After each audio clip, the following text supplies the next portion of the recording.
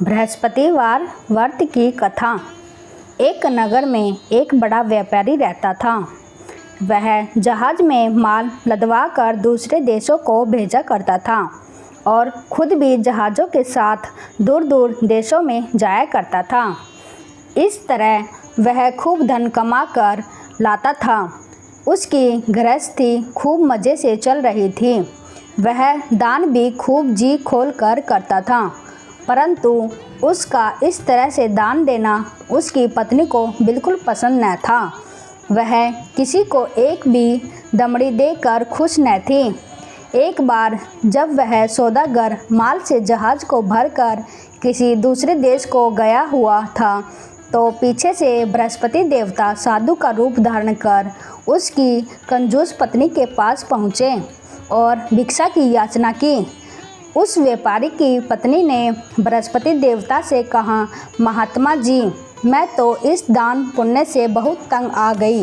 मेरा पति सारा धन दान में ही व्यर्थ ही नष्ट करता है।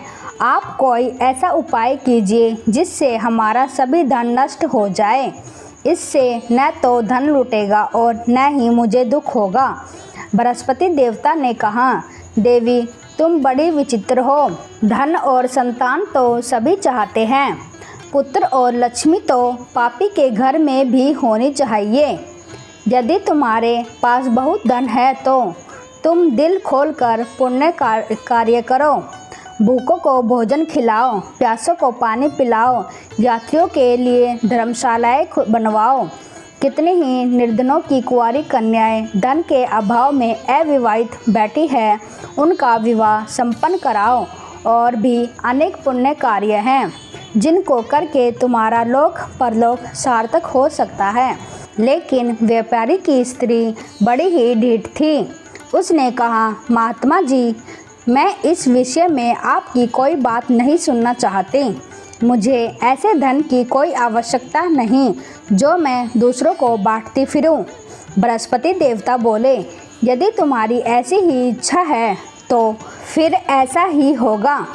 तुम 7 बृहस्पतिवार गोबर से घर लीप कर पीली मिट्टी से अपने केशों को धोना, भोजन में मांस मदिरा ग्रहण करना, कपड़े धोना, बस तुम्हारा सारा धन नष्ट हो जाएगा। इतना कहकर बृहस्पति देव अंतर्ध्यान हो गए। उस औरत ने बृहस्पति देवता के कहे अनुसार 7 बृहस्पतिवार वैसा ही करने का निश्चय किया। केवल 6 गुरुवार बीतने पर ही उस स्त्री का संपूर्ण धन नष्ट हो गया और वह स्वयं भी परलोक सिधार गई।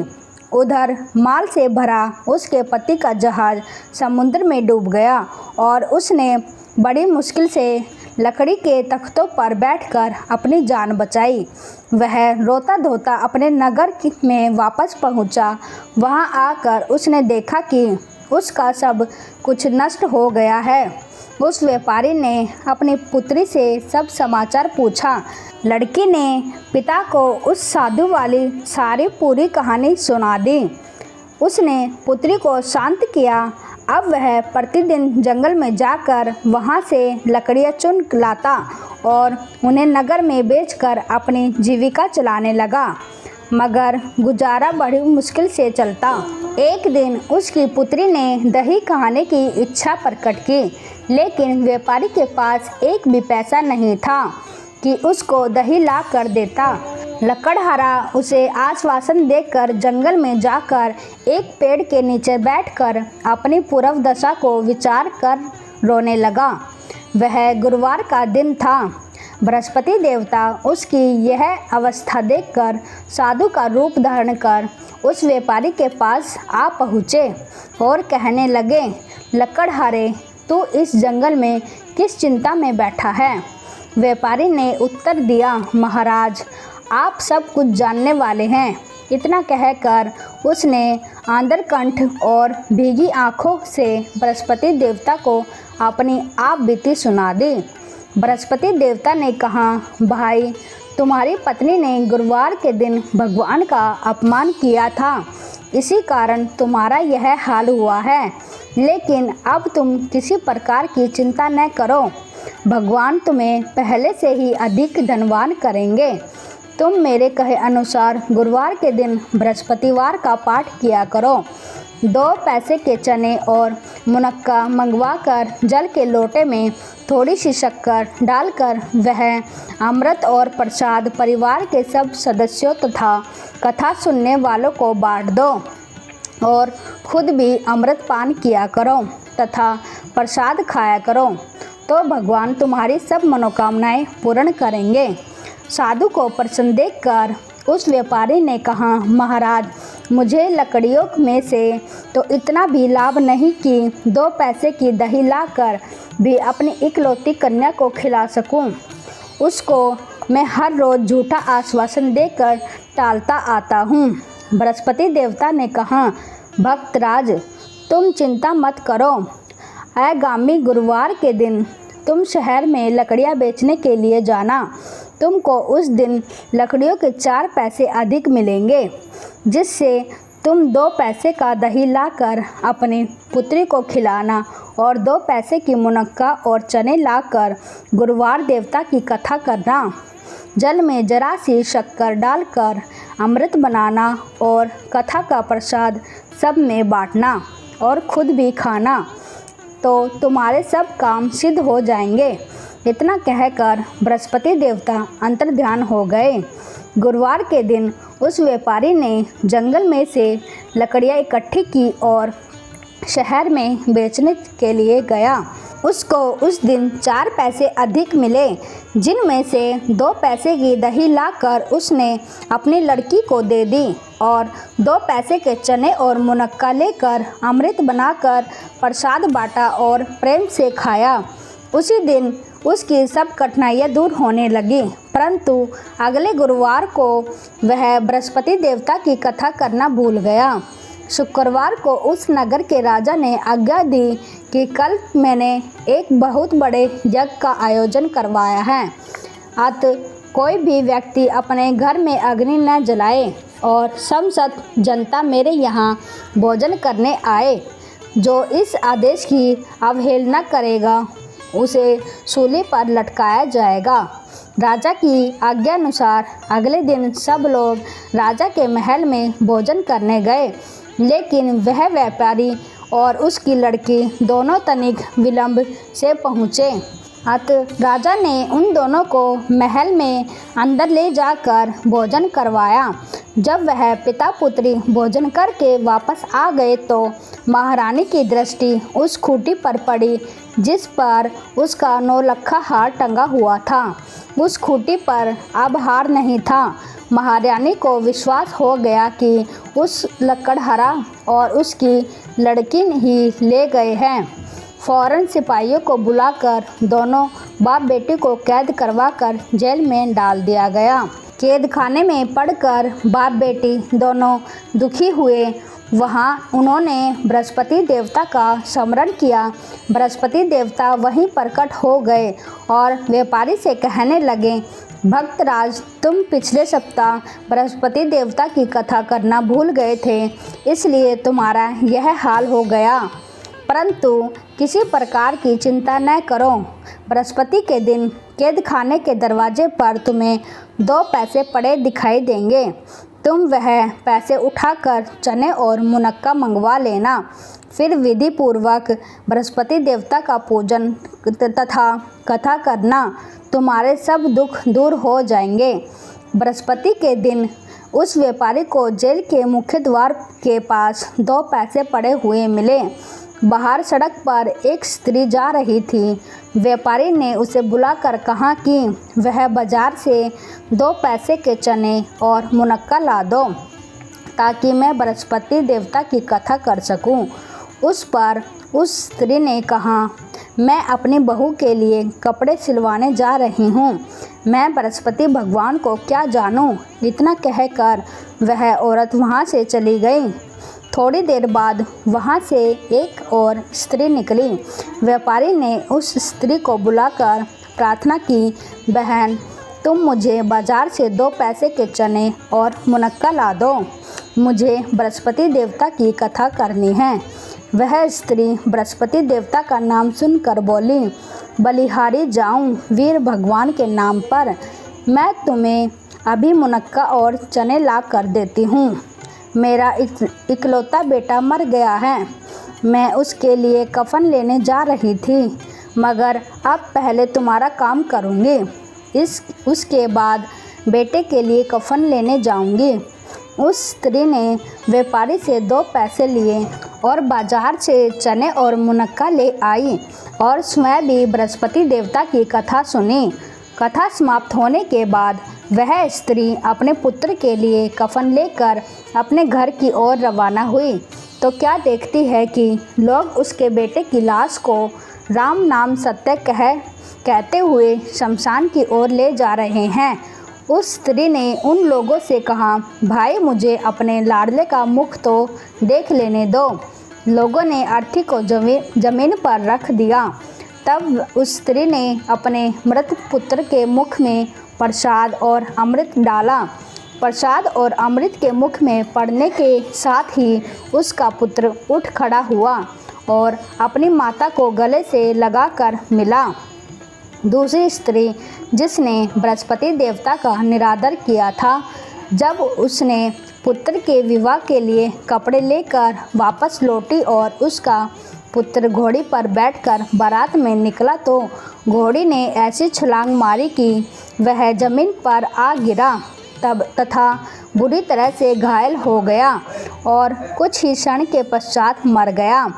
तब वह स्त्री रो रो कर बृहस्पति देवता से कहने लगी, हे देव, मेरा अपराध क्षमा करो, मेरा अपराध क्षमा करो।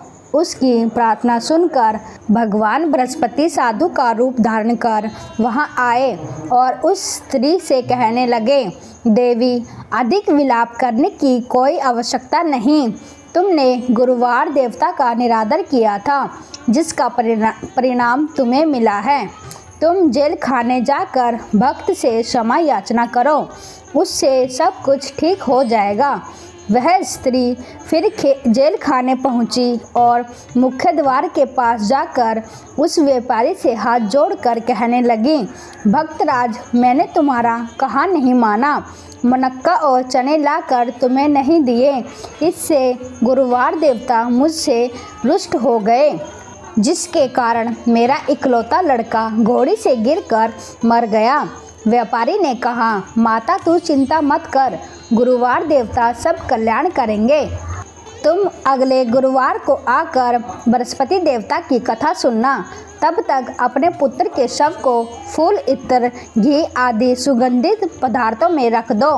उस स्त्री ने ऐसा ही किया। बृहस्पति का दिन भी आ पहुँचा। वह 2 पैसे के मुनक्का और चने लेकर तथा पवित्र जल का लोटा भरकर जेल के द्वार पर आ गई और श्रद्धा के साथ बृहस्पति देवता की कथा सुनी। जब कथा समाप्त हुई तो उसने अमृत और प्रसाद लाकर अपने मृत पुत्र के मुख में डाला। अचानक उसकी सांस आने लगी और वह उठकर खड़ा हो गया। पुत्र को लेकर वह महिला खुशी से अपने घर को रवाना हुई और बृहस्पति देवता के गुण गाने लगी। उसी दिन रात्रि में राजा को बृहस्पति देवता ने सपने में दर्शन दिए और कहा, हे राजन, तूने जिस व्यापारी और उसकी पुत्री को जेल में बंद कर रखा है, वे दोनों निर्दोष हैं। अब दिन निकलने के साथ ही दोनों को जेल से रिहा कर दे। तेरी रानी का 9 लखा हार उसी खूंटी पर लटका है। दिन निकला तो रानी ने अपना हार खूंटी पर लटका देखा। राजा ने उस व्यापारी को जेल से रिहा कर अपने अपराध के लिए उससे क्षमा मांगी और उसको अपना आधा राज्य देकर तथा उसकी लड़की का उच्च कुल में विवाह कर दहेज में हीरे जवाहरात दिए। बृहस्पति देवता ऐसे ही है, जैसी जिसकी मनोकामना होती है वह पूर्ण करते हैं। इस व्रत के करने से व्यक्ति रोग मुक्त व निर्धन धनवान होता है, निपुत्र पुत्रवान होता है, यश व ऐश्वर्य की वृद्धि होती है, जीवन सुखमय होता है, मन की चिंताएं भी दूर होती हैं। जो कोई श्रद्धा और प्रेम से बृहस्पति देवता की कथा पढ़ेगा और दूसरों को पढ़कर सुनाएगा, उसकी सब इच्छाएं पूरी होगी। बृहस्पतिवार की दूसरी कथा। एक दिन इंद्र अहंकार पूर्वक अपने सिंहासन पर बैठे थे और बहुत से देवता, ऋषि, गंधर्व, किन्नर आदि इस सभा में उपस्थित थे। जिस समय बृहस्पति जी वहां आए तो सब के सब उनके सम्मान के लिए खड़े हो गए, परंतु इंद्र गर्व के कारण खड़ा न हुआ। यथापि वह सदैव उनका आदर किया करता था। बृहस्पति जी इसे अपना अनादर समझकर वहां से उठकर चले गए। तब इंद्र को बड़ा दुख हुआ कि देखो, मैंने गुरु जी का अनादर कर दिया, मुझसे बड़ी भारी भूल हो गई। गुरु जी के आशीर्वाद से मुझको यह वैभव मिला है, उनके क्रोध से यह सब नष्ट हो जाएगा, इसलिए मुझे उनके पास जाकर ही क्षमा मांगनी चाहिए, जिससे उनका क्रोध शांत हो जाए और मेरा कल्याण हो। ऐसा विचार कर इंद्र बृहस्पति जी के आश्रम पर गए। बृहस्पति जी ने अपने योग बल से यह जान लिया कि इंद्र क्षमा मांगने के लिए उनके आश्रम आ रहे हैं। तब क्रोधवश उससे भेंट करना उचित न समझ वे अंतर्ध्यान हो गए। जब इंद्र ने बृहस्पति जी को आश्रम में न देखा तो तब वह निराश होकर लौट गया। जब दैत्यों के राजा वृषवर्मा को यह समाचार विदित हुआ तो उसने अपने गुरु शुक्राचार्य की आज्ञा से इंद्रपुरी को चारों तरफ से घेर लिया। गुरु की कृपा न होने के कारण देवता हारने व मार खाने लगे। तब देवताओं ने जाकर ब्रह्मा जी को विनयपूर्व सब वृत्तांत सुनाया और निवेदन किया कि महाराज, दैत्यों के किसी प्रकार हमारी रक्षा कीजिए। ब्रह्मा जी ने कहा, तुमने बड़ा अपराध किया है जो गुरुदेव को क्रोधित कर दिया।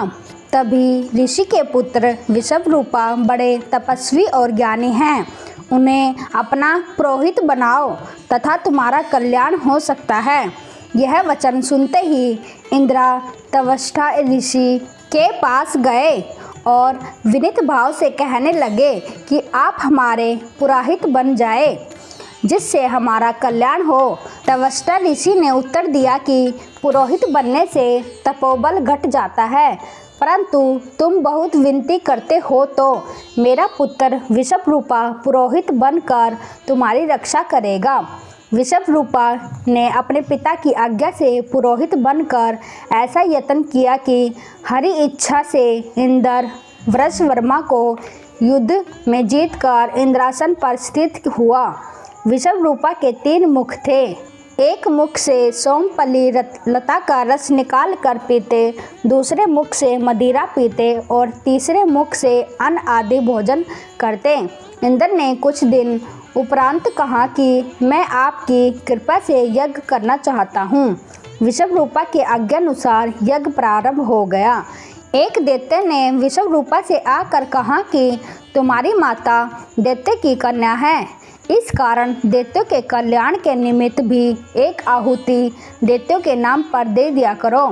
विषवरूपा उस दैत्य का कहा मानकर आहुति देते समय दैत्यों का नाम भी धीरे धीरे से लेने लगा।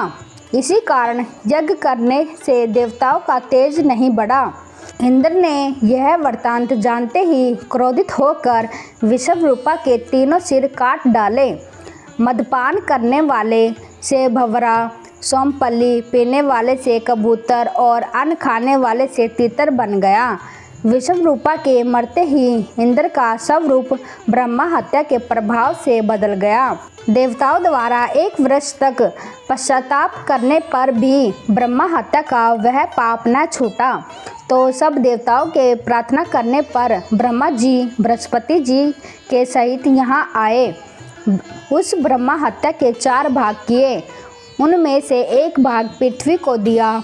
इसी कारण धरती कहीं ऊंची कहीं नीची और बीज बोने के लायक भी नहीं होती। साथ ही ब्रह्मा जी ने यह वरदान भी दिया कि पृथ्वी में गड्ढा होगा, कुछ समय पाकर स्वयं भर जाएगा। दूसरा भाग वृक्षों को दिया, जिसमें से उनमें से गोंद बनकर बहता है। इस कारण गूगल के अतिरिक्त सब गोंद अशुद्ध समझे जाते हैं। वृक्षों को यह वरदान दिया कि ऊपर से सूख जाने पर जड़ फिर फूट जाएगी, तीसरा भाग स्त्रियों को दिया। इसी कारण स्त्रियां हर महीने रजस्वला होकर पहले दिन चांडालिनी, दूसरे दिन बृहत्तानी और तीसरे दिन धोबिन के समान रहकर चौथे दिन शुद्ध होती है। साथ ही उनको संतान प्राप्ति का वरदान दिया है। चौथा भाग जल को दिया, जिससे फेन और शिवाल आदि जल के ऊपर आ जाते हैं। जल को यह वरदान मिला कि जिस चीज़ में डाला जाएगा वह भोज में बढ़ जाएगी। इस प्रकार इंद्र को ब्रह्मा हत्या के पाप से मुक्त किया। जो मनुष्य इस कथा को पढ़ता या सुनता है उसके सब पाप बृहस्पति जी महाराज की कृपा से नष्ट हो जाते हैं।